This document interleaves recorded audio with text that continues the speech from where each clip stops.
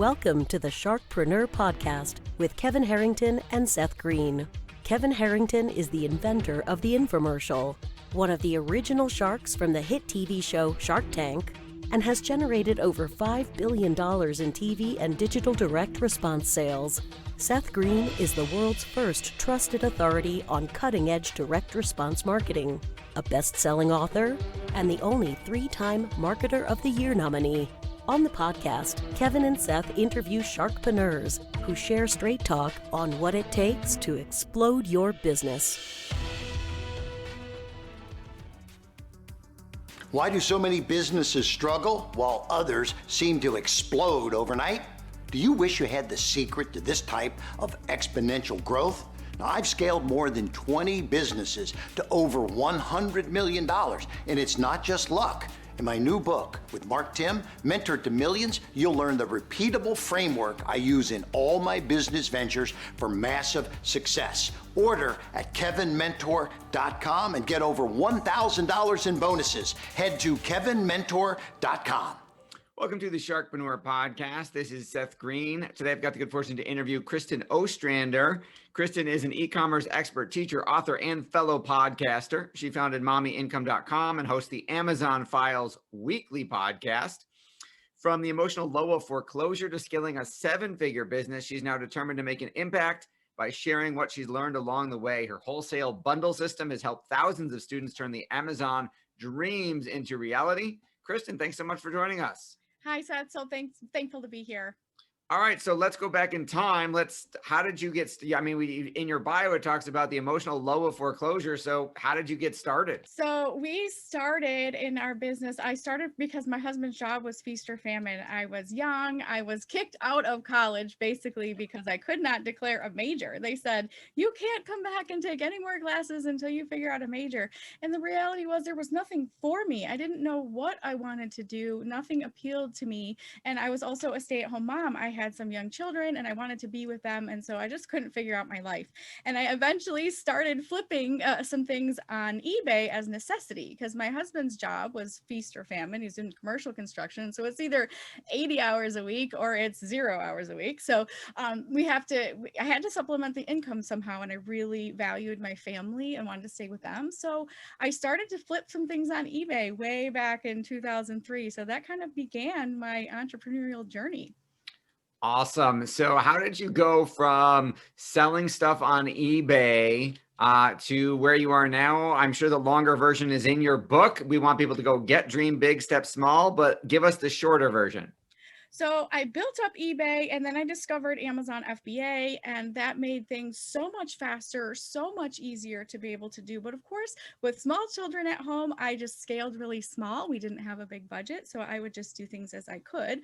And there wasn't a lot of learning at the time. This was early when Amazon was kind of the Wild West. So I was able to learn from a very few amount of people out there putting some things out, started selling used books, and just kind of grew up from there. I did retail arbitrage for a really long time, and then got into wholesale and finally landed on our Wholesale Bundle System. So short version of that is just a very long and slow progression, but surely a roller coaster. All right. So tell us a little bit about the Amazon business. Before you became a educator helping other people do what you did, what did you do? What were you selling on Amazon? How did that work? How did you grow that business?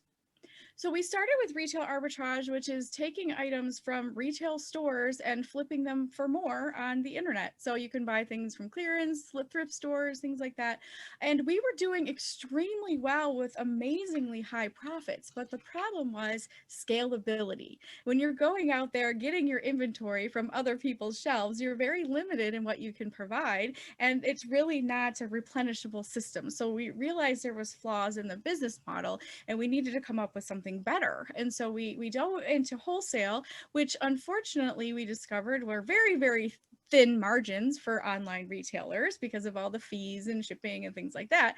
So we were kind of like, well, what's going to be next? And we've heard that private label products and creating your own thing was like the top of the food chain and kind of the holy grail of product success. So we attempted to look into that, but honestly, our pockets were not deep enough and we couldn't tie up that much capital for that long to be able to start that process. So there had to be something in the middle, and there really wasn't. So I created it. There was this hybrid between like wholesale and private label, and I named it Wholesale Bundles. And it's bundling products together that are already made by wholesale manufacturers that make sense and bring speed and variety to the customer all in one package.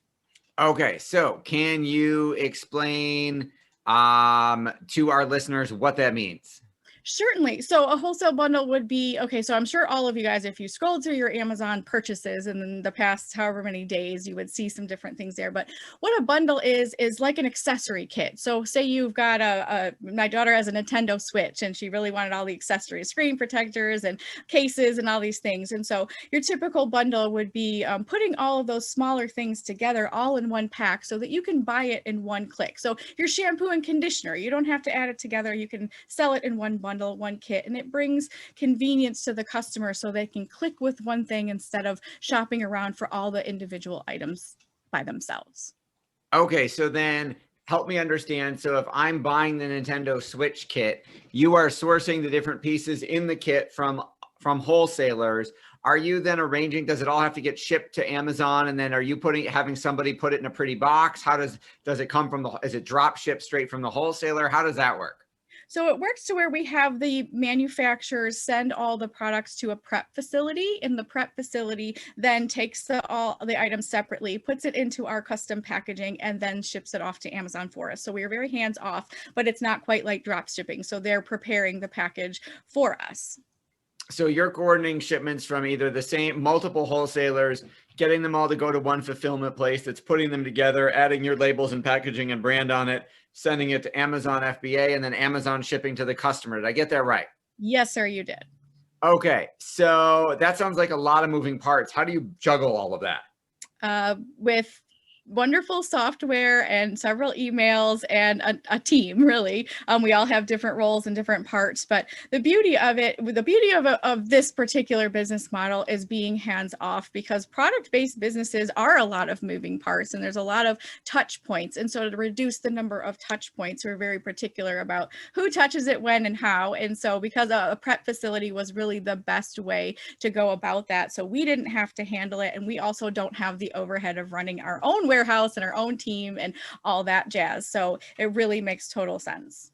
How do you decide what bundles you're going to make? So we have all access to different manufacturers, and we use a software program called Merchant Words to be able to look at the main keywords that customers are searching for. So we're looking to solve problems and meet needs for customers out there, looking for natural things together. So people generally buy certain things together on a regular basis. And so looking at those things and making it easy and more convenient for buying things that they already buy together. Chances are you're buying shampoo and conditioner together. Chances are you're buying several different varieties of granola bars when you go to the store, and you're buying all these things. And so it just makes it faster and easier for people to purchase those things in one click so that they can get on with their lives. We look for those, what I call match mates in heaven, right? Looking at things. Also, Amazon kind of gives us a little leg up. When you go to a certain product page, you can also see people who bought this also bought this.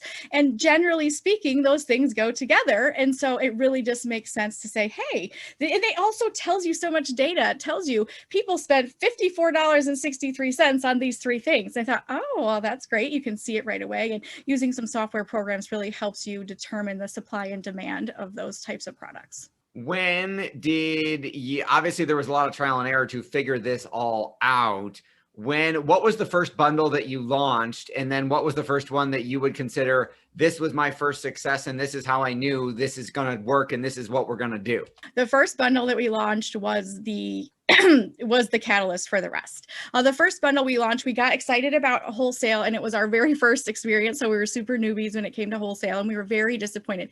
It was several years ago when Shopkins were like the thing, and they're clearing the store shelves. People are lining up to buy these things. And of course, we sold many on retail arbitrage, but then realized if we got the wholesale account, we could have access to thousands of these. We'll never run out of stock. Everything will be great. And then wah, wah, wah, like we saw the margins and realized we would lose money. So we realized that we had to up our game in order to make more profit and still sell these items. So we just started looking at what other people were buying with these and what made sense. And because these are tiny little toys, we thought that a carrying case would be amazing for storage and carrying and all that stuff. So we found a carrying case on wholesale. We put a couple of these Shopkin toys together with the carrying case, and it happened to be Q4, which is a great time to sell toys. And it took off. We could not keep them in stock. And we knew from that point that we were creating value for the customer and our bottom line. And it was just a win-win.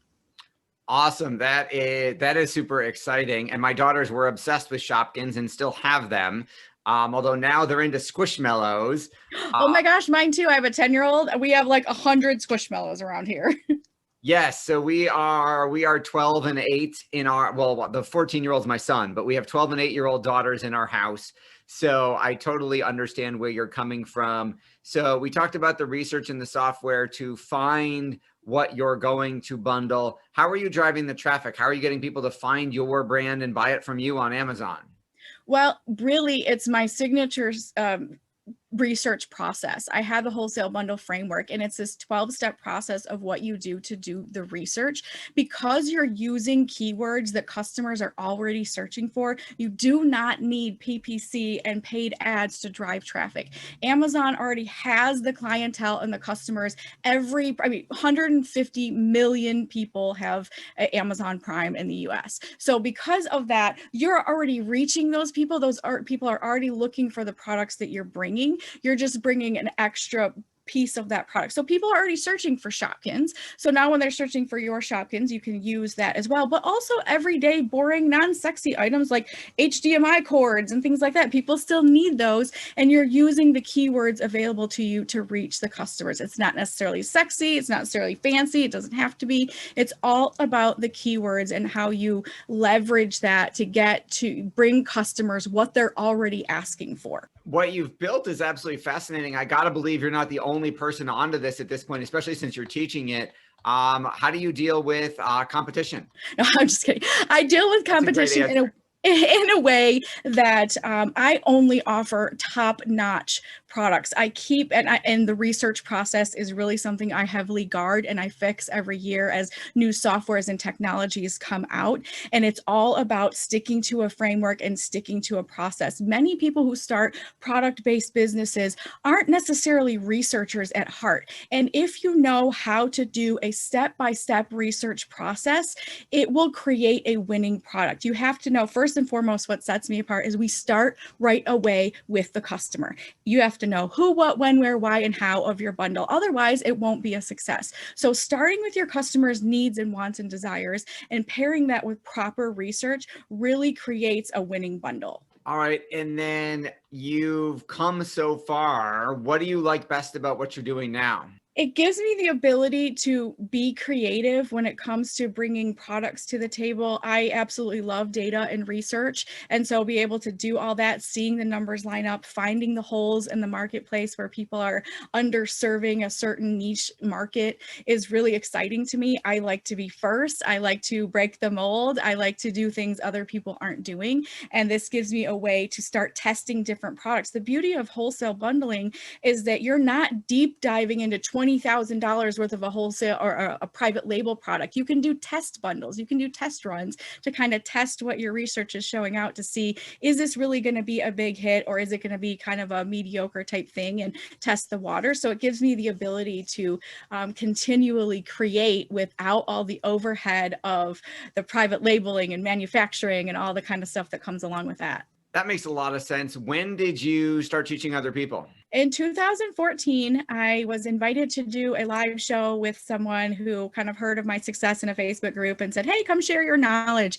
And I realized that I loved teaching and I never taught before. I was just an entrepreneur. I was just an Amazon seller. And as someone was asking me about this, I realized I had a lot to share and to give to the community. So I started my own show and started teaching there and turned into courses and classes and a podcast and YouTube. And I absolutely just love sharing the success of my students and how they are quitting their 9-to-5s to do this full time, and they're really creating lives for themselves. It's just my passion. That is absolutely fantastic. What inspired you to write the book? Well, it was actually one of my mentors. He had written a book, and he has, we were talking at one of the live events of some sort, and I was congratulating him on his book. And he said, when are you going to write your book? And I said, I don't know if I have anything to say. And he said, you always have something to say. He's like, everybody has a story. Everybody has a thing. And he's like, talking about all that you went through with your foreclosure and building up your business and, all these different things that happened. He said, you've got a 7-figure business. People want to hear about your processes and the kind of backstory. So it's not really necessarily about, it's not a memoir or story. It's really about taking small steps. How was I able to dig out of foreclosure into not one, but 2 7-figure businesses? And it's all about the small steps, being intentional and being consistent, showing up every single day, even if you only have 15 minutes. That's how you build businesses. It's not some big, crazy, hairy thing that all just happens at once. It's calculated small steps over time. Absolutely. What is you're willing to, you're very generous in terms of what you share. What's the strategy you're using to win the buy box on Amazon? First of all, for our listeners who might not be familiar, what does the buy box mean and how are you winning it? So the buy box is where you go to an Amazon product. We've all, searched on our phones or on the desktop or looking at a product, and it will say add to cart or buy it now. And there's a swipe button there. That is considered the buy box. What people don't necessarily notice is it'll say sold by Amazon, or it'll say sold by someone else. That someone else are third-party sellers like me. In order to get that buy box, that premium placement there, you don't pay for it. It's something Amazon gives you or doesn't give you based on criteria. The thing is that if multiple people, if you take a single wholesale unit item or single item somewhere, you can have multiple people offering that same product. And then they rotate people in and out of the buy box, which is your competition. And in order to win that buy box, you usually have to compete on price. You have to compete almost only on price. There's nothing differentiating yourself from somebody else selling the same exact book or same exact iPhone case or something like that. So the way that we win the buy box 100% of the time is that we own the listing and the product. We're bringing a new product to the marketplace by bundling products together, and therefore no one else is manufacturing that same thing. It's got our brand or our custom packaging, our custom item within it. And so it keeps away the competition permanently because they can't duplicate what you've made. Awesome. Now, I love that you built a hands-off business. You're not printing, packing, shipping yourself. You've got all of that pretty much outsourced. Your responsibilities are obviously doing the research, picking the products, making the bundles, coordinating everything else, and then winning that buy box. So tell us a little bit about the course, your wholesale bundle system, and how that works.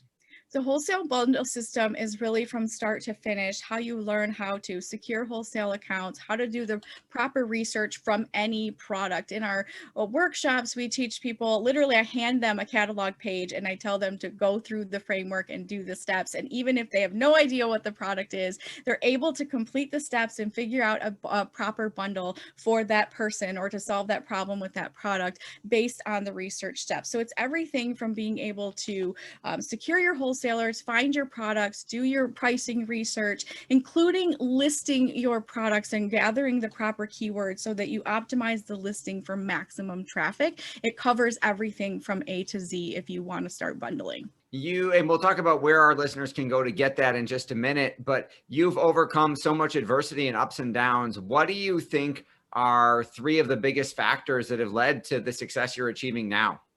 Consistency. is number one. Number two is necessity. So when hungry people look for food, and when you are, kind of desperate and have nothing else to lean on, or choose to not have anything else to lean on, it has to work. So you will show up for yourself every single day when there is no other choice. And for me, there was no other choice. I was not going to go work at Starbucks. I was not going to go back to college and try to get some, 4-year degree to do God knows what. I had no idea what else was out there. So the consistency and drive to want better for myself allowed me to show up every single day, even if it was for a small win. And the other concept there is the 15-minute hustle. I have crazy kids. My son at the time when I was starting my business is like Dennis the Menace meets Curious George. And there was never a dull moment. He was always going crazy, doing crazy things. And so I only had 15 minutes at a time to work on my business at certain times. And so I made a master list. I call it the 15-minute hustle. I made a master list of all the things that needed to be done in the business and domestically, all different things. And then when I had that 15-minute window, I went to the list, picked something and did it. And this type of consistency and small steps led up to big wins. It created the habits of being consistent and created the habits of getting things done without distractions. And when you only have 15 minutes, you're super focused because that's all the time you have. And that's really the backbone of how I was able to build a business with very small steps. That is absolutely brilliant. I know you are a voracious consumer of content. What are 3 of your favorite books that have shaped your life and your business? Oh my goodness, this is my favorite question. Okay, one of the books is This Year I Will, and it's by somebody Ryan. I'm really struggling with the last name there. This Year I Will. And it's these small little sound bites of getting rid of your excuses and finally being able to just do the thing. My other one is No Excuses by Brian Tracy. Fantastic book there as far as just like cut to the chase. Like you're the one in your way and you need to, keep moving. And I don't know, I would kind of draw out a blank as the third one. Those are 2 great recommendations. We're huge Brian Tracy fans here. So tell us a little bit about the podcast. The podcast is called The Amazon Files, and I talk all about different Amazon strategies and different ways to grow your business and different tools and structures and things. But we also talk about the inner entrepreneur, because even though you can run a product-based business, you can have all the information that you want. Things that hold us back are mindset and how we think we can't or we won't or we'll never, or all the excuses, right, that we make for ourselves because of fear stands in our way. And so I pepper that in with all of that because it's not just about logistics and technology and how-tos. It's really about how you think about yourself, your business, your capabilities, and what you're in about pursuing your dreams. Awesome. Where can our listeners go to get the book, to get the podcast, and to get the Wholesale Bundle System? So I'm at Mommy Income everywhere. So all the socials, all the whole channels there at Mommy Income, mommyincome.com. The book is on Audible and Amazon and my website. You can find that there. And then the Amazon Files podcast is wherever you consume podcasts. So you can subscribe there. And the Wholesale Bundle System you will find on the Mommy Income website as well. Awesome. This has been Seth Greene for Sharkpreneur with Kristin Ostrander from mommyincome.com and the Wholesale Bundle System. Kristin, thank you so much for joining us. Thank you so much for having me. It's a pleasure. Thanks everybody for watching or listening, and we'll see you next time. Do you need money to fund your idea, product, or service? Are you ready to take your business to the next level, but need capital to get it done? Kevin Harrington has heard more than 50,000 pitches and knows how to help you make the perfect pitch to get the funding for your entrepreneurial dream. He's distilled the process down in his perfect pitch cheat sheet, and it's yours for free. Just text PITCH to him right now at 727-888-2100. Text PITCH to 727-888-2100 right now and claim your free perfect pitch cheat sheet. Text PITCH to 727-888-2100 to start funding your dream today. This show has been produced by Market Domination, LLC. To discover how you can have your own show completely done for you and turn it into a real published book and become the authority in your marketplace, go to www.marketdominationllc.com/podcast offer.